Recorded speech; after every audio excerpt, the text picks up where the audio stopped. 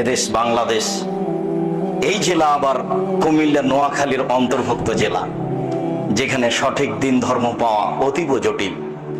ইসলাম Saudi আরব থেকে বের হয়ে ইরাকে ঢুকেছে, ইরাক থেকে বের হয়ে ইরানে ঢুকেছে, ইরান থেকে বের হয়ে পাক ভারতে এসেছে। এই বিকৃত ইসলাম বিকৃত মানুষের কাছে থেকেছে 750 বছর। তারা চলে গেলে এই বিকৃত ইসলাম থেকেছে 190 বছর ইংরেজদের কাছে। তার উপরে এই ভূখণ্ডের উপরে থেকে যে দীর্ঘদিন যারা পাকিস্তান থেকে দেশে এসে রাজত্ব চালিয়েছিল, তারা সবাই ছিল শিয়া। মিস্টার জিন্না শিয়া, মিস্টার লিয়াকত আলী শিয়া, প্রেসিডেন্ট আইয়ুব শিয়া। তাদের হাতে দিন ধর্ম থেকেছে, ক্ষমতা তাদের হাতে থেকেছে। বিকৃত ইসলামী মানুষের কাছে ইসলাম বলে পরিচয় পেয়েছে, যার কারণে মাঝে মধ্যে আমি বলে থাকি আপনাদের কাছে, সঠিক বলাও যেমন জটিল, সঠিক মানাও তেমন কঠিন। কেন?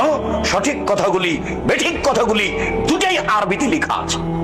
আরবি বুঝে জাতির সামনে বলাও জটিল। কেননা যখন আপনি সঠিক বুঝেছেন, তখন জাতি তো ধর্ম মনে করছে আর একটা।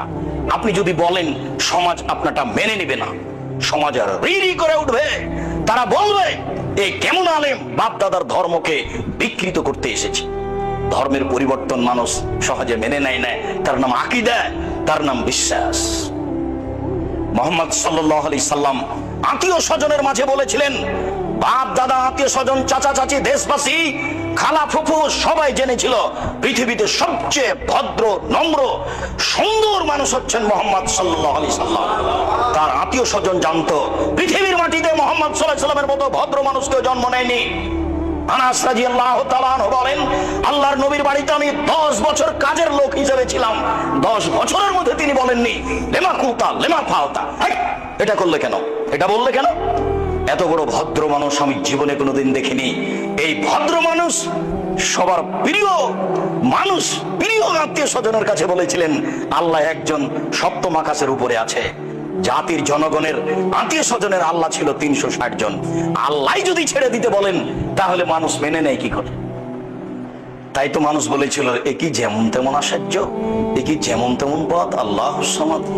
আরে অন্তত কেউ তো 3 জন মাবুদ মানে, এ বলছে 3 জনও নয়, মাত্র একজন সপ্তম আকাশের উপরে থাকে। কেমনে মানা যায়?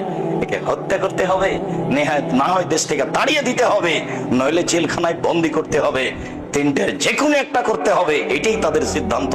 এত বড় ভদ্র নম্র মানুষের উপরে হক বলাও যেমন জটিল, হক মানাও তেমন কঠিন।